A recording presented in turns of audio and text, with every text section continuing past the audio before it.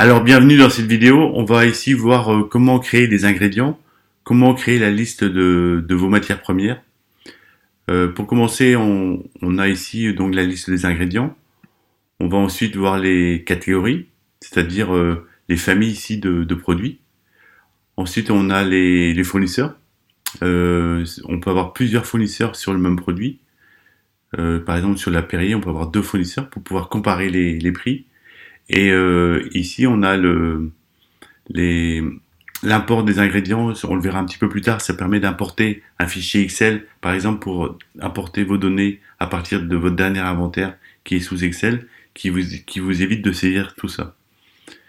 Et enfin, les ingrédients publics, c'est un catalogue de produits qui est public en fait, qui vous permet de les copier pour ne pas avoir de saisie à faire.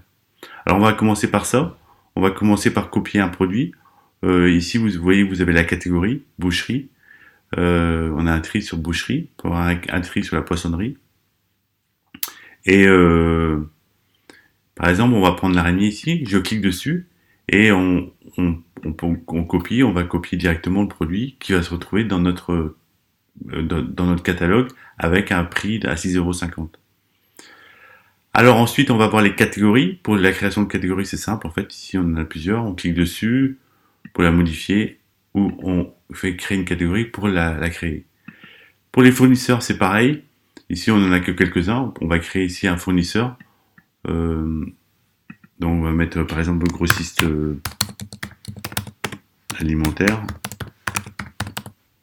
On va mettre son adresse, sa ville, enfin toute son adresse. Ici, ce qui est important, c'est l'email. Parce que ça va nous servir à lui envoyer euh, les commandes par email. Ici, le téléphone qui va se retrouver aussi sur les feuilles de commande. Et on va pouvoir le créer comme ça simplement. Alors, on aura aussi, je vous ai pas montré, mais ici on peut avoir la liste des dernières factures de ce fournisseur-là, ou tout le catalogue des produits qu'il nous propose. Bon, ici on n'a pas de facture encore, mais parce qu'on ne l'a pas saisi. Euh, voilà pour les fournisseurs. On va maintenant s'attaquer aux ingrédients, c'est-à-dire la création d'ingrédients, modification d'ingrédients. Comme je vous ai dit, on peut avoir plusieurs fournisseurs par produit. Alors ici, par exemple, pour les filets de poulet, on a un fournisseur métro. On peut ajouter un fournisseur pour pouvoir comparer les prix. Ici, on voit il est à 5 € le kilo. Et par exemple, on a un autre fournisseur qui est Pomona. On va compliquer un peu les choses. On va mettre, on va mettre à 3 € les 500 grammes. Parce que ce sont des barquettes de 500 grammes pour l'exemple. Alors ici, on peut mettre une référence du fournisseur. En fait, ça permet de ne pas se tromper lors des commandes. Et ici, on peut aussi renseigner les allergènes, c'est-à-dire, bon, ici, on n'en a aucun pour un filet de poulet, mais on peut avoir plusieurs allergènes suivant les produits. Ça va nous servir aussi plus tard pour pouvoir faire le tableau des allergènes.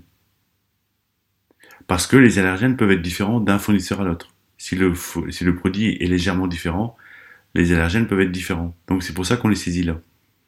Alors, ici, on voit qu'on a 500 grammes et qu'on fera un comparatif de prix plus tard, on verra que il va nous choisir celui-ci parce qu'il va comparer, ici ça fait 6 € le kilo, c'est simple. Mais des fois c'est un petit peu plus compliqué. Et donc l'intérêt, comme je vous ai montré, c'est de pouvoir ici saisir la quantité de l'unité pour le prix. Donc ici, ça veut dire que c'est 0,5 kg, enfin 3 € les 0,5 kg. C'est un petit peu, ça vous permet de comparer beaucoup plus facilement sans avoir à calculer vous-même les transferts d'unités.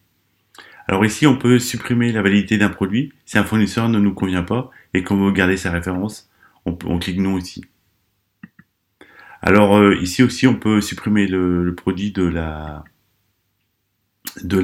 dire, du catalogue.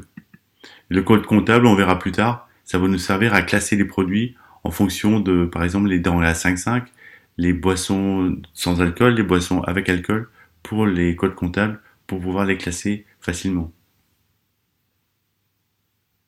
Voilà, après on va voir comment... alors on peut enregistrer ici, ou on peut revenir ici, je vous montrerai tout de suite. Je vais vous montrer tout de suite. On peut revenir ici à la liste des ingrédients comme ça directement.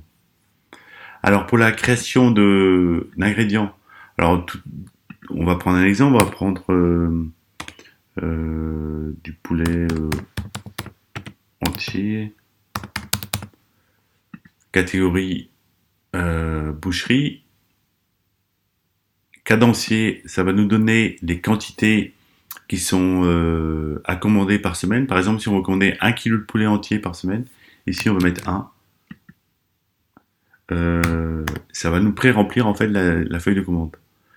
Ici, donc, on met kilo. Alors, le kilo, ça veut dire que tous les fournisseurs vont devoir, tous les prix des fournisseurs seront en kilos. Ça pourrait être 0,5 comme on a vu tout à l'heure, ou 1 kilo, ou 2 kilos, mais c'est toujours des kilos. Et donc, je fais suite ici. Et ici, on n'a pas de fournisseur encore. Donc, on va ajouter des fournisseurs. Donc, par exemple, je reprends métro et je vais mettre à 10 euros, 10 euros le kilo, comme on a vu tout à l'heure. Voilà, et mon produit est créé avec un fournisseur. Alors ici, on a les derniers achats. Dans cet onglet-là, on a les derniers achats. On va ici avoir toute la liste des derniers achats effectués quand on va saisir les factures plus tard. Et ici, on va pouvoir télécharger une image qui n'est pas forcément très utile, mais qui est plutôt utile pour les recettes. Voilà pour les ingrédients.